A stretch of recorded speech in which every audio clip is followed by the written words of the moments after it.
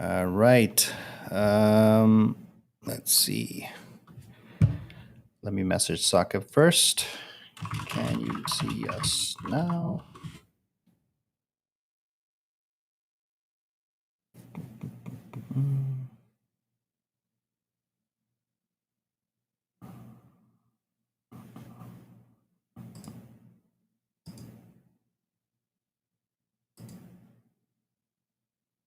They can't see us yet.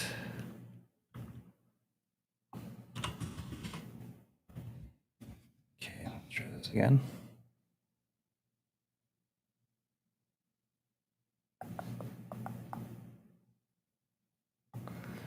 Okay, so you can see me now, Saqib? I guess so. All right, well, let's get started. So, Assalamu alaikum, everyone. It's Arif Khan here with Islam Media.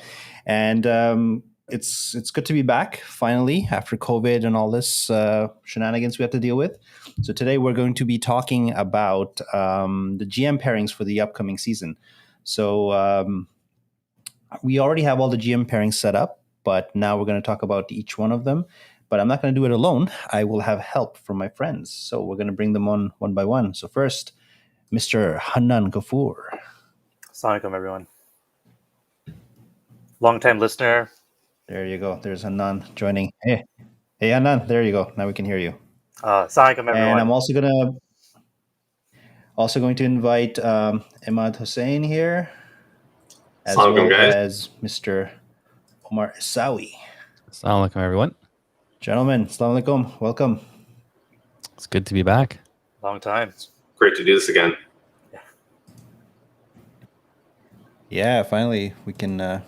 So, to the audience out there, just bear with us. This is the first time we're trying this type of live podcast / a video presentation. So, if there's any quirks and stuff, just forgive us for it and just bear with us. We're trying our best here. If you're watching this on YouTube live, you can put in your comments and, we will be able to see it as we do this thing. And if you're watching it after the fact, well, still feel free to put in your comments and we'll respond. So, Omar, how's it going? How have things been? Oh, alhamdulillah, can't complain. I've been engaging in a little bit of pickup hockey to see kind of where I'm at. And so far, it's not looking too good. You're being too hard on yourself. Yeah, I think everybody's pretty rusty. Yeah. But it's just the timing is off. I mean, we haven't played in quite some time, right? So. Yeah. Yep. Ahmad, what about you? I saw you on the last pickup game. You looked pretty good out there. Well, I guess that's a little bit of an overstatement. But yeah, just getting my legs back and, having some fun out there and looking forward to the season starting. It's been a long time since we've played any hockey. So yeah, it's an adjustment for sure. And also congratulations to you. I hear that you are now married, no longer a single man. I am. Sorry, gents, I'm taken. Definitely going to lower your draft rating a little bit. Did you say sorry? He won't miss games because of work anymore. He's no. Hang on. He just said, sorry, gents, I'm taken. Shouldn't he be saying, sorry, ladies, I'm taken? Well, no, I meant our audience is generally guys. That's why. Sure.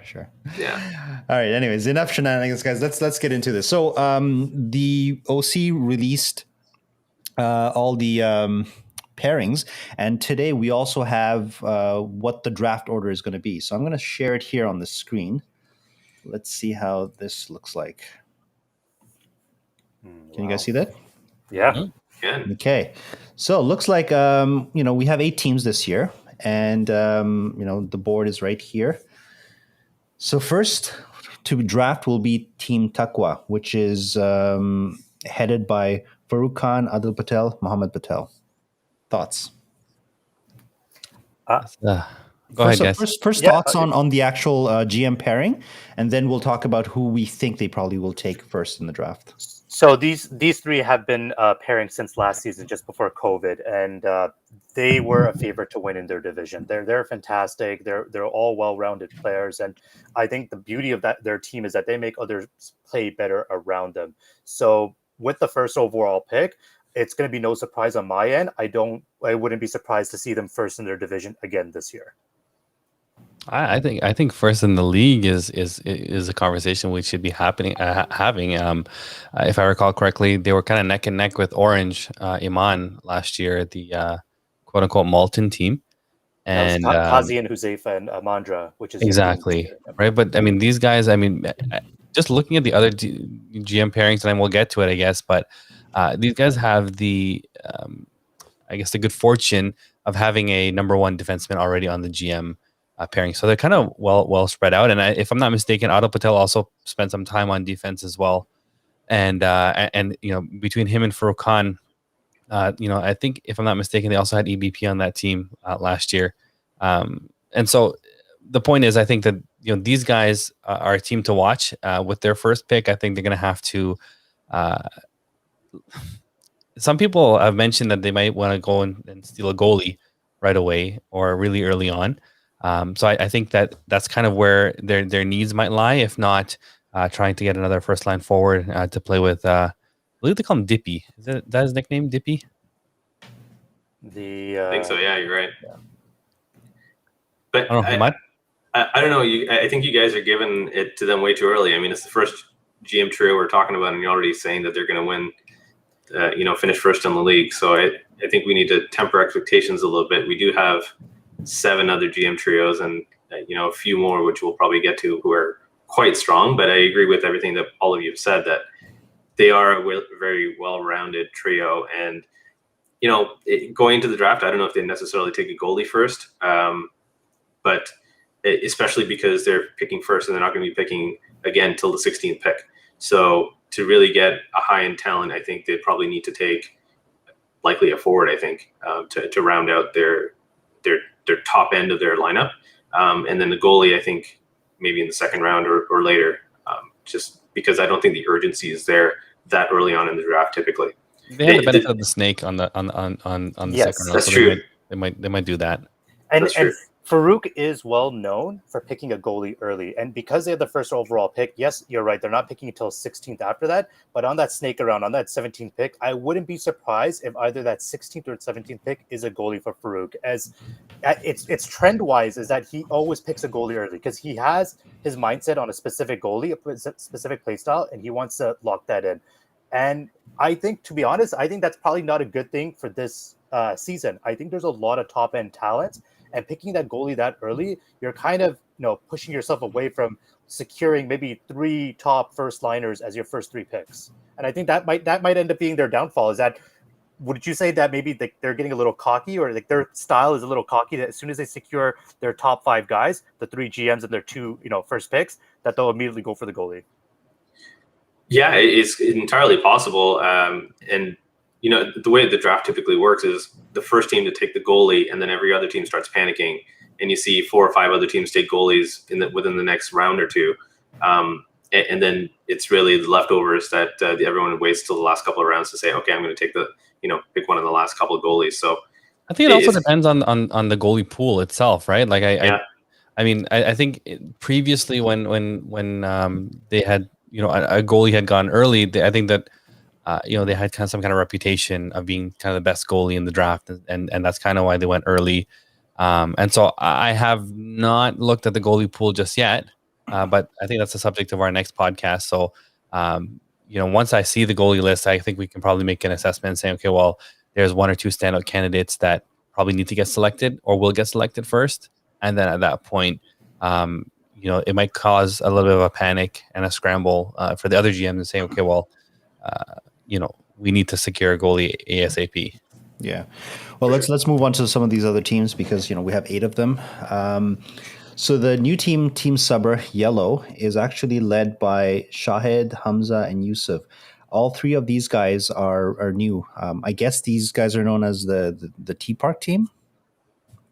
Sure sounds like it. Personally, I'm not very familiar with them. I know a couple of them have come out to pick up a couple times this month, or the Iceland pickups that have been going on Friday nights.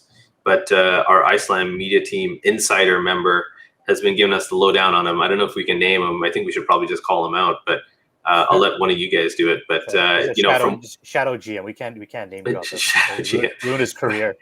But again, another, from what we've heard, a very well-rounded GM group with, I believe it's a center, a winger, and a defenseman who are projected to be kind of near the top of their positions in the league. So it's going to be a really interesting first season for them.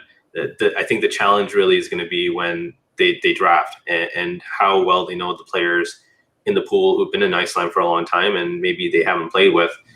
So I think that will really be the interesting piece. Well, I think based on at least the chatter and pickup, it seems everybody knows them. They seem to be well known in at least the ball hockey community. And from what I gather, a lot of the players are really excited to have these three, especially. And I believe they brought or referred some other East End players as well that people are equally excited about. So with these guys, I mean, I've seen them play, albeit only once in pickup, but they do know the game, right? They can play. Yeah, for sure. And I would say that they from at least from what I saw, their hockey IQ is right up there with the other these other top GMs. I think the challenge for these guys is going to be knowledge of the later round draft picks. Yeah, and that's kind of what makes or breaks your season. If you're able to kind of identify a player that you can plug in on the second line or you can plug in on the third line, that will bring you some energy, that will chip in some goals, some offense. And also, I mean, they need a second defense pairing as well, right? So I think that's where they might be at a disadvantage. And if they're thinking ahead, they may want to consider drafting a knowledgeable player that can help them in the actual drafting, and maybe give them some inside information on who they may want to pick up. Well, I think. Sorry, go ahead. No, I was gonna say, on that pickup game, I was actually playing with Hamza Jogiat, and I was getting to know the brother. A really nice guy. I was chatting with him, and he was asking about some of the other players in the league and just trying to do some of the scouting. So he's doing the right things, right? Attending pickup, looking at how players are playing. And when I was observing him, I was actually very impressed with his game, just his ball control and how he was setting up his players. At one point, he was yawning on the bench, and I'm like, bro, this is too easy for you? You're tired? Or you're just bored? So I think they'll have a really, really good team. I think, I kind of want to echo what Omar just said, is that, they're talented players, but I think the lack of understanding maybe the talent pool might play as a big disadvantage to them. And it's the fact that, we see a lot of teams do well on the first lines, and these GMs are looking at the other GM trio, and they know that they're most likely going to have to play head to head against these other GM trios. It's the depth, and that's what you're going to be relying on. It's how you can, become that leader for the rest of your team and really facilitate that second and third line and ensure, are they able to step up to the level that you want them to? Are they able to make sure that, if they can't get the job done because they're playing against other GMs of their caliber, are they going to be able to rely on you or train those second and third lines to play at a level that can get them to the cup final? Yeah, and when they look at that first pick or the pick in the second round, are they really going to be going for that high-end talent or someone who they can trust to help draft the rest of the team and is familiar with the league? And I think they might err on that and try and go for someone who can help. Actually, you know what? This segues into a guest question we had. I'm going to play the question that came in, and it kind of plays into what we're saying. So let's see how this works out. Hang on. Hey, Sani. There he is. Assalamu alaikum, Farooq Sani here with a question for you. All these GMs who are new to the league, how do you expect them to handle the draft and for it to go for them? And as for the players who don't know them, what can they expect out of these new GMs? Thank you. That's a great question. I think we kind of answered the first part of it with how they'd expect the league. But from what the players can expect, I have faith in the OC and how they've they've vetted the GMs and there is a process to be chosen as a GM or in the league, and there's certain expectations. So I think they'd fit right in, and I think it just comes down to every team has a different way of managing themselves, and it'll be interesting to see how they kind of adjust to that and manage it with people who they don't necessarily know. Yeah, one thing I can say, I mean, again, I have an extremely small sample size, but I did play with Yusuf Memin on the same team and pickup. And by the first half an hour, he knew everybody's name on the bench. And he was, really encouraging people from the bench while he was on the floor. He was willing to drop back. He was willing to go up. So, I mean, at least in terms of a first impression, I would say that players should be in good hands if they're drafted on that team. Yeah. All right. Well, let's move on to the next team. Red team, Team Essan, and this has Dawood, Riaz, and Hamza. Dawood and Hamza, pretty much they're peanut butter and jam, right? They're always together on the same team. But again, this time they have Riaz. I think we can even see his picture in there. Anyways, how do you think these guys will do? Because they've had a few rocky runs in the last couple of seasons. Yeah. Yeah, I thought they were together last year, or was that not the case? The last season they were together as well, and same thing. I think they had the first, not the first, or their overall pick was Wakar, and then, that was Hayah. Oh, sorry. But in any case, for Dawood, Riaz, and Hamza, from what I've known, and honestly, I've played a few seasons, my biggest concern with these guys is that they lack chemistry, not with each other, but with their own team. And I feel like they're not drafting well enough. And I think that's the biggest flaw I see with Dawood, Riaz, and Hamza is that on paper, they look like they have fantastic players. Even last season, I think a lot of people thought they would go far. It's just that you have great resources. It's just utilizing those resources, but also playing the card of being an actual leader on your team. I feel like Dawood, Riaz, and Hamza are all talented. If I see Hamza lead his hockey team the way he leads Salah, 100 times I will say that these guys will go really far. But I don't see that with these guys. I don't see that leadership quality.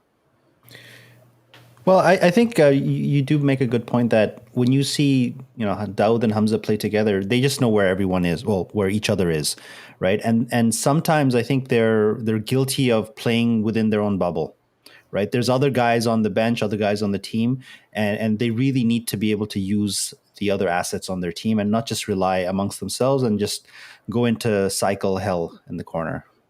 Yeah, and I think that's probably, I don't know if they have to get away from that, but I think they need to do a lot of research in terms of the players that can play that style, right? Like if that's your game, that's your game. If you're the GM, then you're in charge. And I think that, having played with them previously, I know that they are a heavy cycle team, right? And they like to take it down low. And they like to wear out other teams, especially Hamza. Hamza's probably, top 5 fastest player in the league, right? Yeah. And he'll eat you with the speed all day long. But I think that, like you mentioned, their downfall is sort of they draft players that don't fit their style.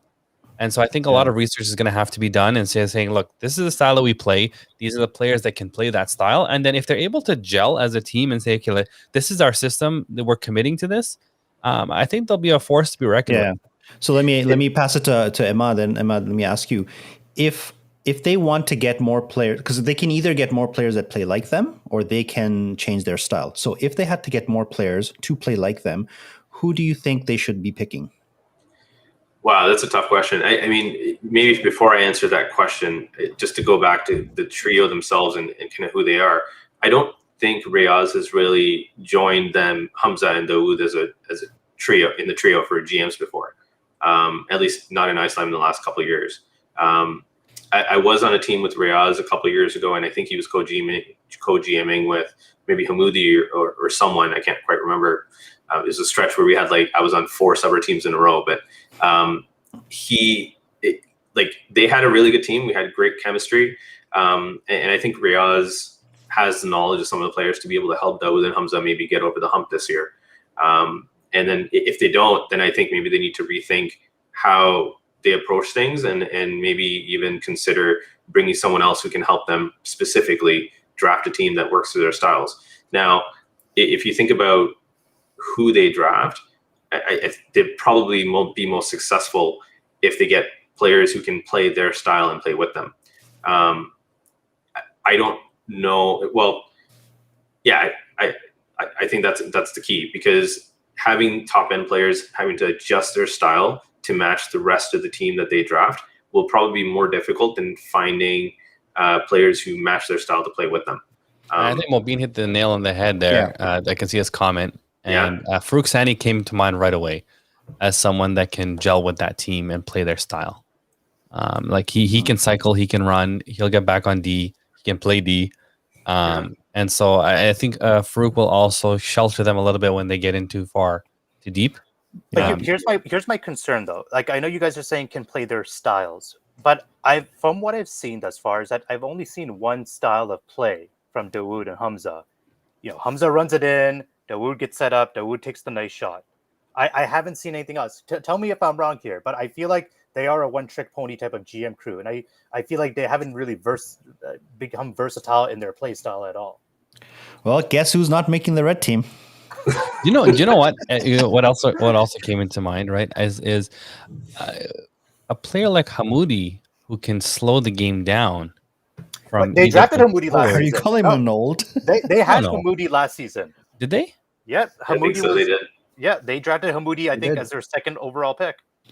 Oh, okay. So, well, you guys. The difference though is, let me put this out here. In pickup, we actually had Adil Johan play with them, and he looked really good with that combo because they were cycling it and they got some nice goals.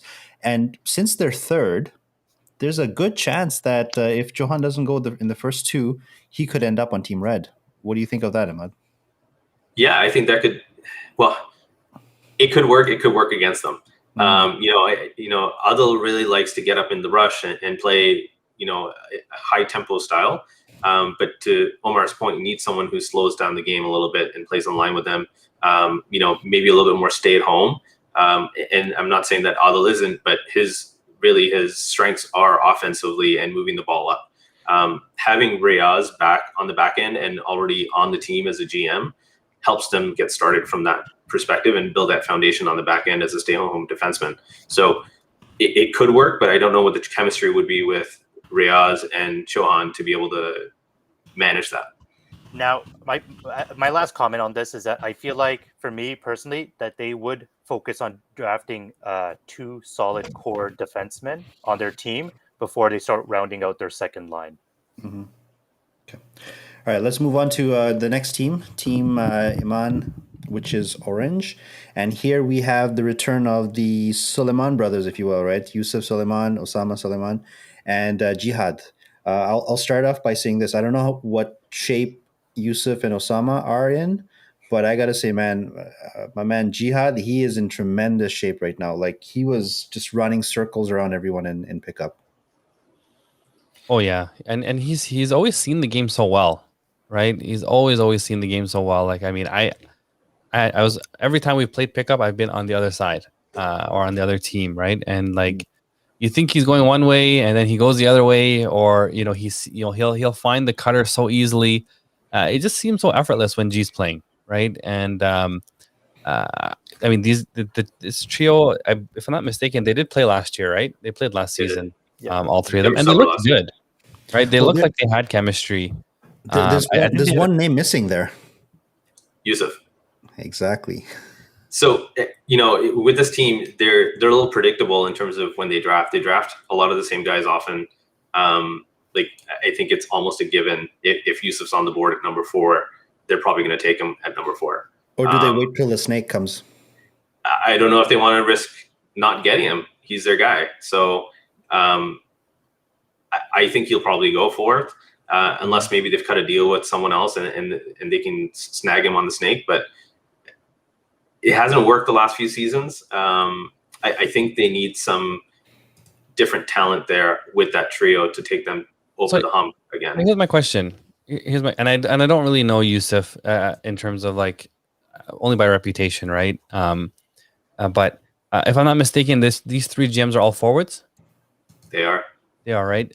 And what it seems to me, again, having glanced at the player draft pool, is it seems like defensemen are a premium this year. And so you'd think that these guys may want, and I know Yusuf does play some defense, but as does Jihad, Jihad. But like, you have a guy like Arsal Shahabuddin, who might be available at 4, right? Or you have a Salman Khalid, who might be available at 4, or like, Umar Sawi, nah, or Kadir, or Kadir, yeah, right? And so you have to think, okay, well, you know what? If defensemen are at a premium, and I mean like top tier defensemen are at a premium, do you maybe cross your fingers and hope that Yusuf is available on the snake and say, you know what, I need to get, even a Hamoudi, right? It can make it all Arab team, right? But like, I think Hamoudi would probably fit, like you solidify that back end. But I think there are top tier defensemen that are available at 4. And I think that these guys are going to have to think long and hard about how they approach this pick. I think the problem. So one of the things I say is that the problem I have with the Yusuf Jihad and the last GM we talked about with Dawood and Hamza is that they are the only 2 GM trio that I see as all 3 forwards. And because of that is that they will need to scramble to get a core set of defensemen first and foremost. Now, last season, I think with the first overall pick, they picked Yusuf Saudagar. Now, he can play defense, and I think it is a sense of they trust him. But to your point, I don't think he is the best defenseman available when it's your 4th pick. I think there are other talents available who can play defense well. And you do underutilize Yusuf Saudagar if you put him on defense versus forward. What I'm afraid of is if they don't pick up Yusuf Saudagar on their 4th pick, they go for, let's say, a risk on the snake. Some of these other teams could pick up Yusuf and then try to hold him hostage. Exactly, hold him hostage and later on give him to Iman. So that's another troll move.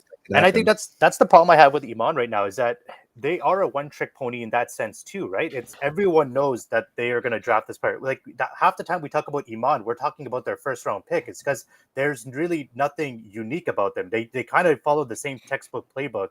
And the question they really have to ask themselves is, are they here to win or are they just here to play with their friends? Took the words out of my mouth.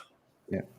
Well, last year, if you recall, and again, you guys can correct me if I'm wrong, but they didn't draft their team last year, right? It wasn't it Ibrahim Hindi came to the draft and drafted on their behalf, right? He did, yeah. They had some kind of last minute. Reason it was because I believe I think Hani, it might have been Hani, or maybe it was Osama. Anyways, one of the Suleiman brothers, they were in surgery. They were performing surgery actually. Oh wow.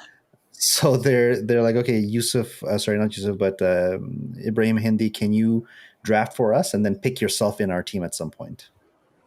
Yeah, and so I mean, and the point I was going to make was that Ibrahim does know most of the players in the league, and most of the players know him, right? So in terms of constructing a team, if there's anybody that I would trust, it would be Ibrahim in that regard. And that's two picks spoken for them, right? So you got Ibrahim and Yusuf, and that's again 2 forwards to go along with these 3 forwards. Yeah. So again, it's like, do you continue to do what you've always done, or do you try something new to try and get over the hump? Yeah. Agreed. Well, I think this is also one of the things that we'll see quite a bit, which is a lot of these teams, they're going to choose their friends, their family, the crew that they already know. So there might be better players available, but they might just skip over it and only go for the ones that they know and want. That works if the player that you want to pick is probably within 3 picks of the player that was probably the quote unquote superior choice, I believe. I just don't know for the Suleiman brothers how it's going to work this season for them. But who knows? They haven't even drafted their own team before, so maybe they'll work wonders.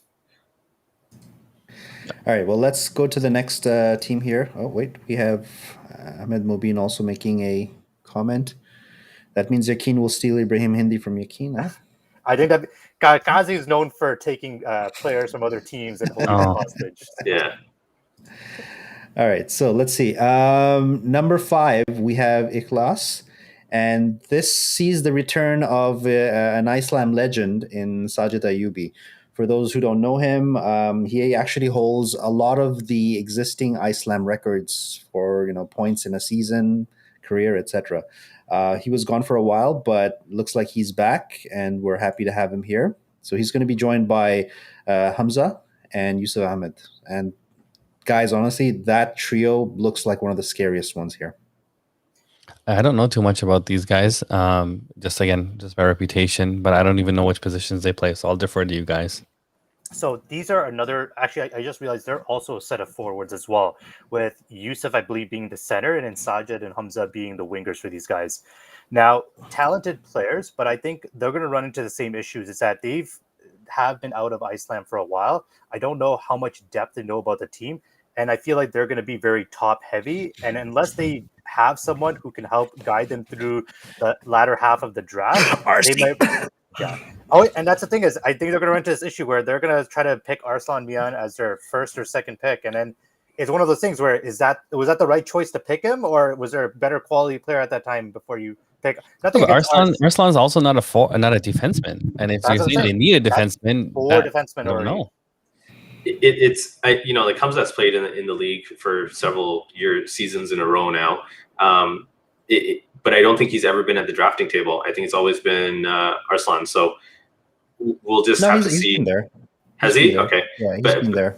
So, and the other thing that they're known for is drafting a lot of people that they know very well, either family members or Greenbirds. So, and it always hasn't always been very successful. Maybe it's a good opportunity for them to get to know and play with each other a little bit more. But in league play, it hasn't really helped them much. So, it's interesting. I haven't played against probably Sajid for sure. I haven't. I don't think I played against Yusuf or seen him play either. So I can't say about those two. But it'll be interesting. Again, it comes down to drafting. This is the second team in a row where we're just going to have to see what happens on draft day, and that's really going to determine their fate. Well, one thing I need to tell the audience is this year, because of COVID situation, as you can see, even our presentation, we're doing it all remotely. The draft itself, for the first time, will be completely remote, meaning in the past, we had all the GMs sitting in the same room. So there was a limit of how many people could be there. But now, since everyone is doing it from home, someone like RC could very well physically be in the same room as them, right? Pulling the strings, a lot like some other shadow GMs we know. I will say this: they will probably be. I will say on draft day, they will be one of the teams to make a trade already on by draft day. They will make one of the early trades in the season.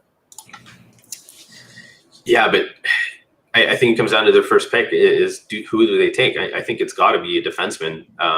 Just going back to a couple of previous teams we talked about, they're at a premium high-end defenseman are in this draft. And if you take a first guy to be your fourth forward in the first round, I think that's just a recipe for disaster potentially. Yeah, I mean they're smack in the middle, right, of the round. So, if I was them, I would definitely pick up a defenseman first, and then hope I can get, my second line, tier player on the snake. But well, here's a question that came up: which GM group will have the best fitness? Which GM group do you think has regressed because of COVID?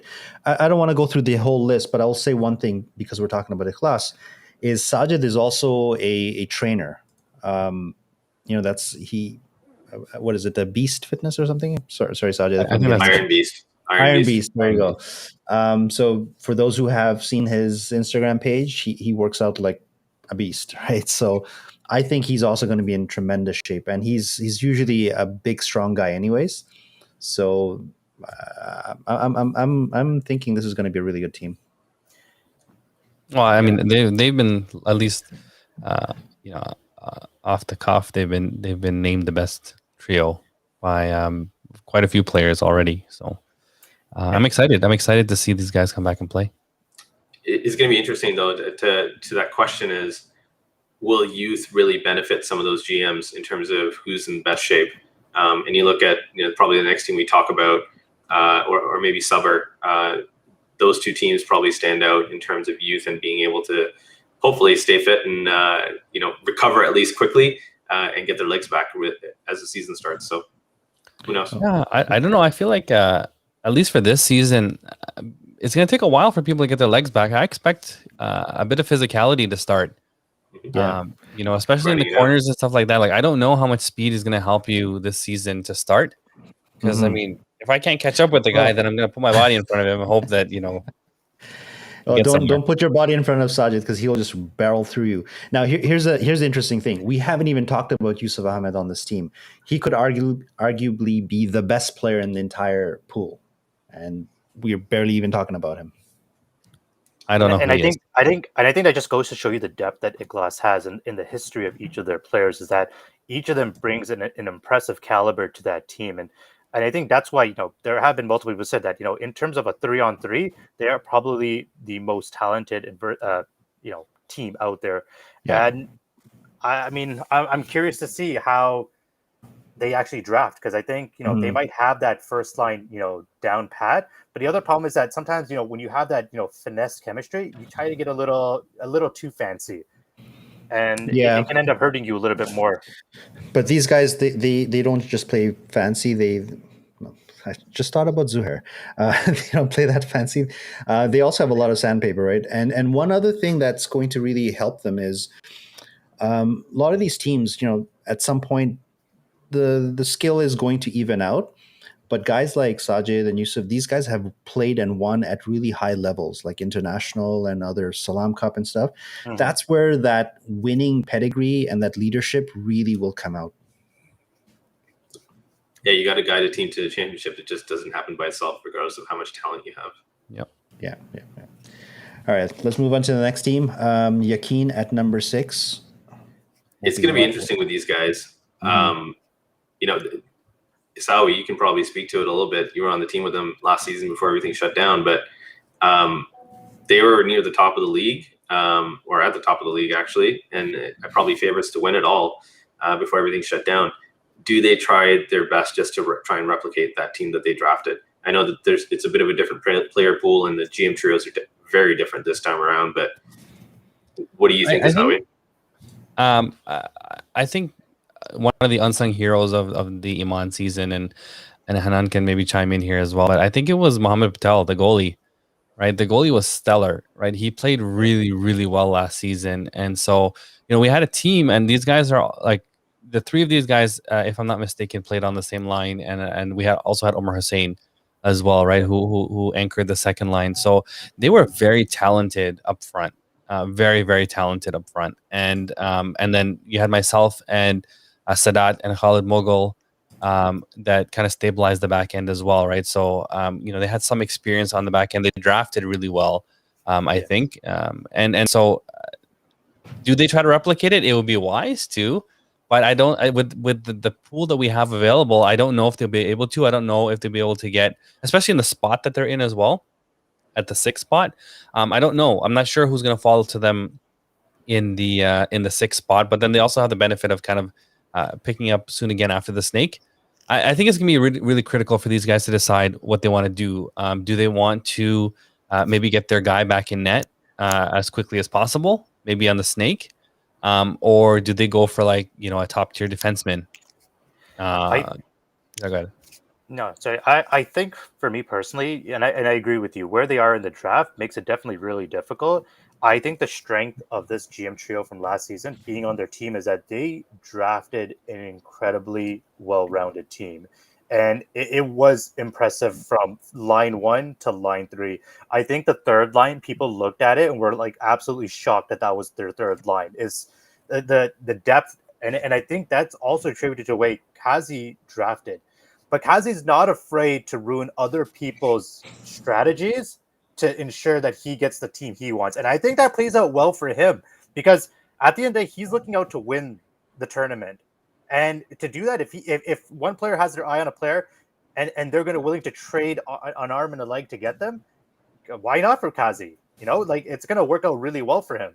And I honestly think, I don't know if they're going to get lucky having the same strategy they had last season for drafting as they will this season. I think they had a lot of help on the on the last 6 picks in terms of how they well-rounded their teams out.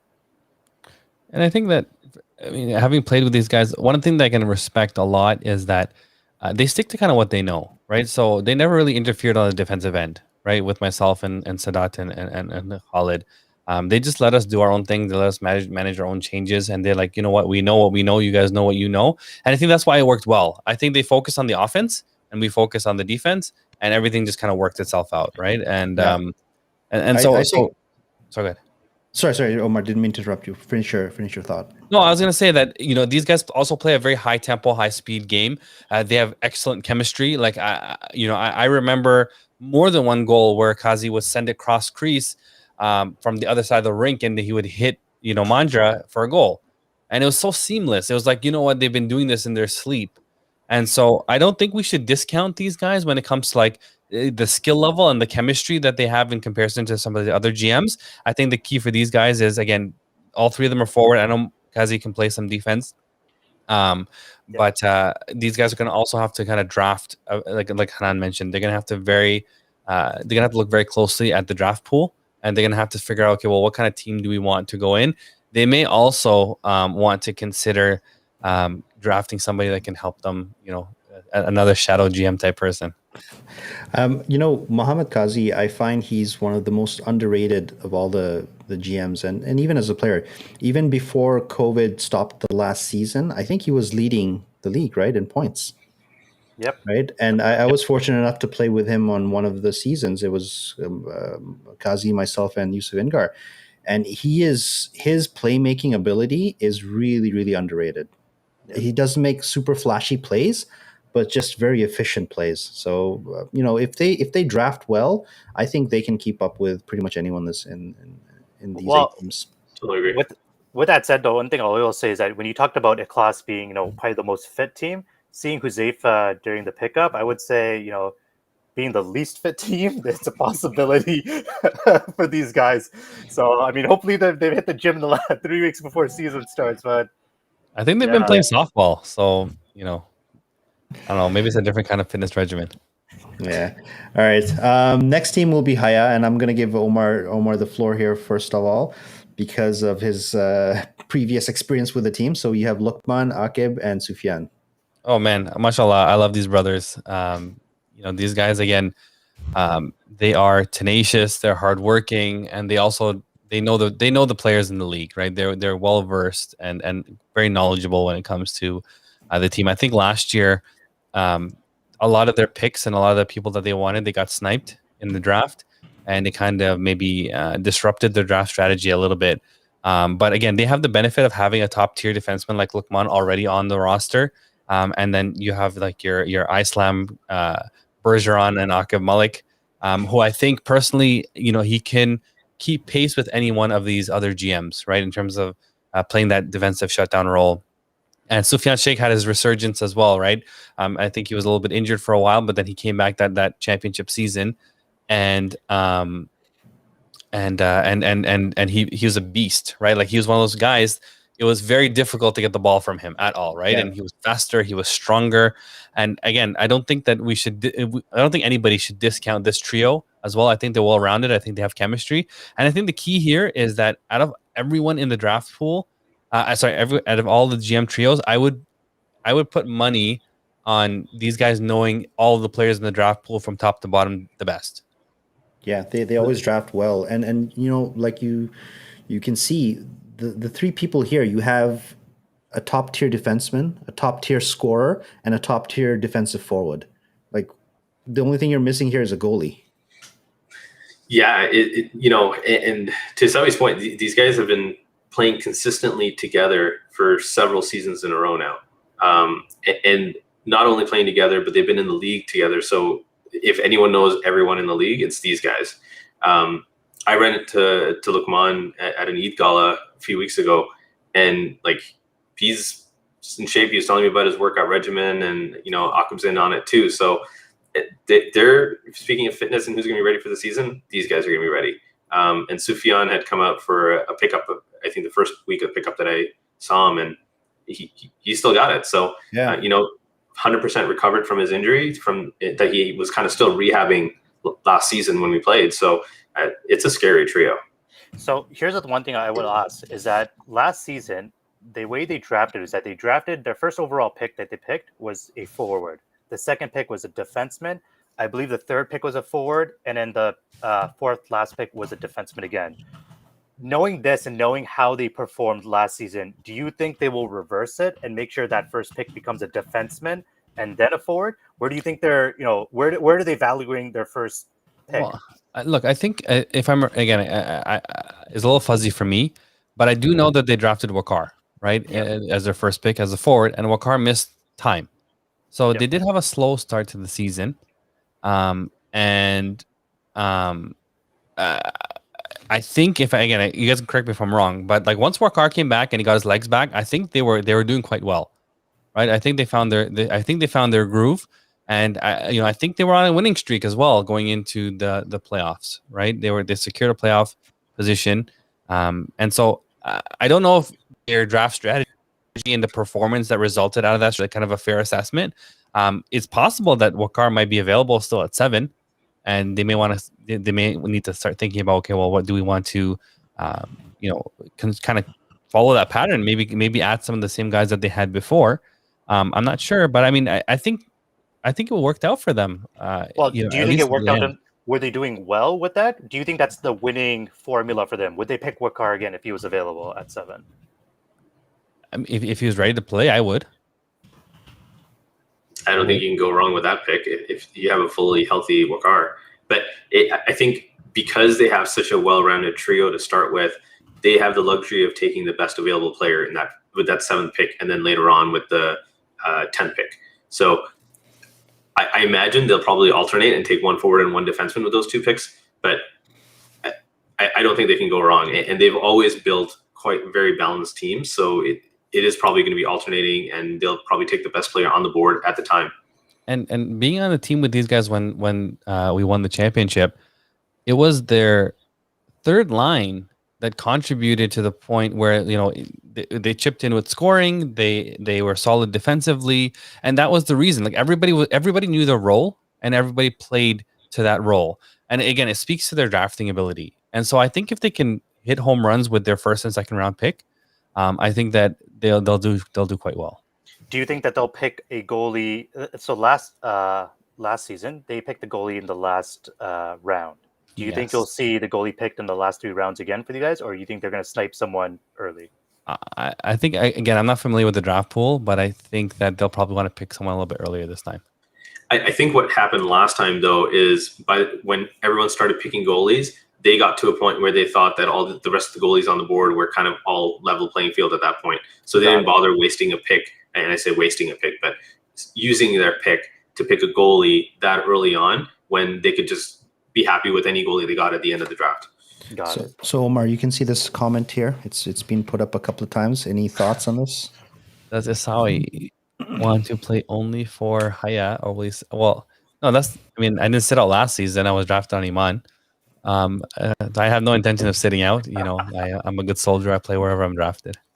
With Hayah, we knew from a few seasons back the so-called Hayah hustle, right? Very, very hardworking team. Is that identity going to be replicated here? And if it is, are they going to choose players who fit into that system? Just to tap onto that, what Arf just said for Omar and Imad is that Hayah hustle. If you could, what is the Hayah hustle? So people for players who are going to eventually get drafted onto Hayah and who need to know what this is, what is the Hayah hustle? It's how you're best suited to talk to this. You play with them. I haven't, but I've seen it. It's one of those things, man, where like you have to see it to really understand it. But you get on, you run your butt off, you do your thing, and then you get off, right? But it's tenacious hockey. It's like there's no giving up a battle.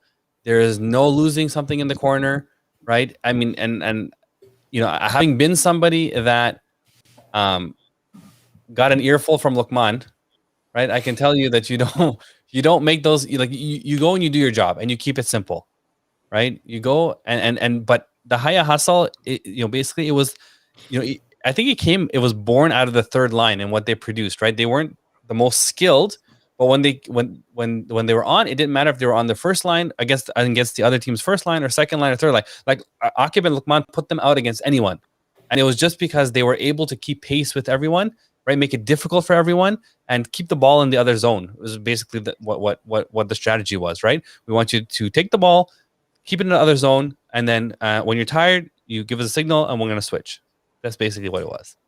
If you're playing on Hayah, you're going to be expected to be 100%, 110% on every shift. And if you're not, you're going to hear about it. And if you still don't get it, then I think things might not work out too well for you on Hayah. and you may find yourself on another team. So, that's all they ask is that you give it your 110% every shift, and then everything else takes care of itself. And with ball hockey, the thing is that you just got to have your legs going all the time. Otherwise, you're not going to be successful as a player or as a team. Yeah. So it'll be interesting to see.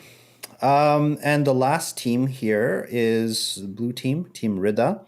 And this is being manned by Ali Wadi, Osman Battar, and Rizwan Khaler. Again, we got some Greenbird, royalty up in this team.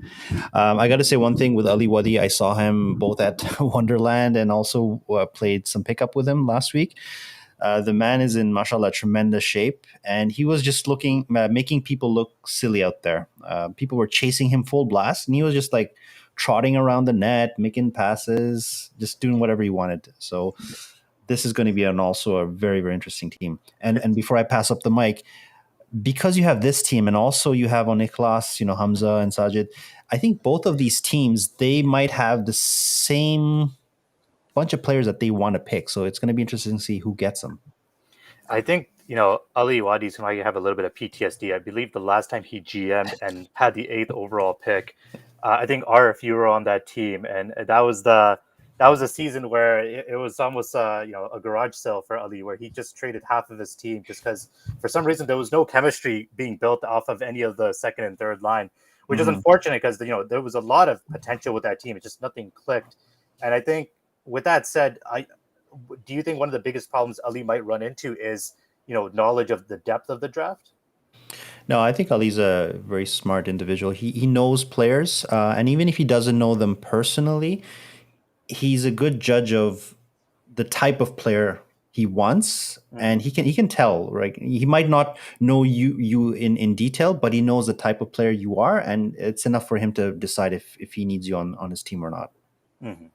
Yeah, and I mean, I was playing with him in pickup as well in that last run, and he was asking me. He was pointing to the guys like, who's that? What's his name? Right, and he was making a mental note. So I think he has a very good idea of the type of team that he wants to construct, or that the trio wants to construct, and he has his eye out because he even asked. He goes, "Is that guy playing in the season? Is he in the draft pool?" So he kind of sees, and I don't know. I mean, Hanan, you were on that team, right? On Black that year that they GM'd, right? Can you give us any insights into sort of what didn't go right? Because they had a pretty good team. I think that's the funny thing is that I think the problem was that, on paper, fantastic team. And it's just that for some reason, I don't know if it was just a lack of attendance from here and there, or, it was just a chemistry. I mean, we had RF at one point and they traded him, and then RF ended up going on to win the goal scorer award for that season. Oh, yeah. So, I mean, like there was a lot of curses going on that season. And I think we sent a few memes out where, it was you get a player, you get a player, you get a player. That was basically what he's just handing them out. I think there were a couple of other trades, not just the RF trade, that totally backfired for them because players left the team and they were successful in other teams. And it's nothing against the team they were on originally with Ali, but it's just a chemistry and it just didn't work out. And that's how the draft works. Is sometimes you can hit a home run and sometimes you think you're doing your best and it just doesn't click. With these guys, RF, you talked about it earlier, but I almost think maybe they have a side deal with Aklas to say, okay, these are off limits for you, and I'll keep these guys off limits for you guys, so that they can try and get their teams the way they want set up. But at some point they're going to have to go into the rest of the player pool and fill out the roster, and maybe that's at the top end too. But here's a thought. Maybe I get you guys to chime in on this. Is having looked at the player pool, the draft pool, I'm seeing a lot of Kalers and Butters that I've never seen before. So do you think that these guys maybe have like an inside track on players that maybe nobody really knows and nobody really has, any idea who these guys are? Maybe they can snipe them in the later rounds and maybe build a team that is, quite formidable throughout the whole lineup. In this day and age, I don't think you can really, if you're a good player, you're not going to go under the radar with social media. people knowing about you, Sakib talking, you're not going to go under the radar. But with it, it could work the other way too. So if they have these guys that they know really well, they might not be total top end talent at this point, and they really want to give them a chance to develop in this league and play with them on the same team in a league. They might just snag them in the late rounds, or maybe even earlier on, just to guarantee that they're on that team and they can start to play the systems and get used to each other. Do you think Ali is going to play defense or offense this season? He told me defense. Yeah, you got Usman and you got Rizwan there, so you got two forwards set up already. It'd be smart to play D. So would you recommend their first pick become a defenseman to kind of have someone well-rounded with Ali on that 1 and 2 line, or would you go for a forward as your first 8th overall pick? Well, they're on the snake. Remember that. So I think between the two picks, there'd be one forward and one defenseman. Especially with the I guess the lack of top end defensemen in the draft pool this year. They should definitely take one if they want to be successful this year. Well, let me throw this out here. All three gentlemen are close to 40 or over 40, right? Do they need some youth, not just position wise, but just overall youth, or are they still good enough to roll with the other teams? Based on what I saw in pickup, I think that these guys are more than capable of keeping up with the guys in the league. They play so well positionally, like someone like Rizwan, right? You shift one way and then he'll poke it, and he'll be you'll look like he's out of position, but they just play the game so smart. I don't think that they'll be at a severe disadvantage at all. Mm-hmm. I'm totally with you on that. Didn't Osman Salam Cup? Osman played on the Greenbirds Tier 1, and then he played in the Masters. Like, he probably played 8 games of hockey in one day. No, he played the Masters final. He didn't play all of them, but yeah, he's a tremendous athlete, and I think he even won the Brotherhood softball league thing last year as well. There you go. He's just the winner overall. I think anyone on their team is going to be very fortunate, just because that veteran presence will help develop your own game, and I think they won't shy away from showing you how you can improve. Yeah. Well, gentlemen, this was more just to talk about our, the GM pairings. We didn't want to get into what players are here, who should go where that much. I think that might be for another podcast. But just looking at the list here, sorry, I'm turning my head here. There's a lot of people who are returning, a lot of people we didn't even mention that can make a big impact. But really quick, I'll go around the table here. Give me the top 3 picks that'll go in your opinion. Let's start with Hanan here. For players? Yeah, players. Who do you think Taqwa, Subra, and Essan takes for top 3? For top 3, in no specific order, Adil Chauhan, Razi Ahmed, and I would say there's a new guy that I've been hearing a lot of buzz around. What's his name? Asim Patel. I feel like I don't know too much around him, but the amount of buzz that's been generating, I feel like he can squeeze into top 3. Okay. Iman? So yeah, I agree with Adil and Razi, probably right in the top 2 there, and I think they'd fit in the profile with the GMs that we have. Or sorry, the order of the GMs who are picking in the first 2. For the third one, I might say either Kadir or Imad Khwaja. Sorry, I know that's 4, but those are top end guys, and it just depends on kind of how the guys balance out in the first 2 picks. Here, I'll just throw the screen up here as well. These are the people currently registered. Omar, what's your 3 picks here? So I definitely think that I think Razi and Adil are definitely in that top 3 category. I don't know Asim Patel, but I've heard a lot of great things about him, and I also know that he is affiliated with the Tea Park guys. So I probably agree with Hanan on that in that regard. My gut feeling though is that it's probably wise for somebody to throw a defenseman into that top 3, like a defenseman. but I might be a little bit biased. We have Imad Khawaja here. We didn't even mention him, and that guy's usually one of the top players as well. Well, he came back last season and he was like a beast, like reborn. So yeah, as long as he maintained that during the pandemic, I think whoever gets him is going to be very happy. And just to clarify from before, I am not familiar with Asim Patel, and I'm not sure. So I think I played it safe and didn't name him yet because I can't speak to him. Yeah. Sure. I think we should have another maybe conversation on the draft pool.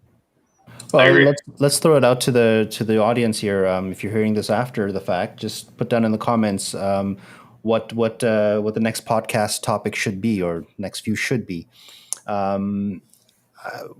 With a really quick couple of minutes we have left, we didn't talk much about the goalies. In other years, the goalies are there's some couple of really good ones, and then it's kind of falls off. This year, I saw the draft, so not the draft, but the ratings, and it seems like all the goalies were pretty much even. So does it really matter which goalie you pick, or can you just pick them at the end?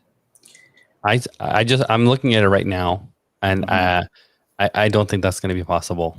I think that there are certain individuals that can put a team over the edge. I think there's certain individuals that when they're having a great night, they're game breakers. Yeah. And so I can identify 2 to 3 people that I think need to be picked sooner rather than later. Mm-hmm. I'm always skeptical of new goalies that I don't know about specifically. So I'm looking at one name here, Nadir Ahmed. Now, I don't know how well he plays, but for a GM trio, picking someone that you're not familiar with, it could be a ticking time bomb in its own sense, where you might draft a really well-rounded team, but if Nadir is not to your play style or is not to the same caliber as the other Iceland goalies, you might be in trouble.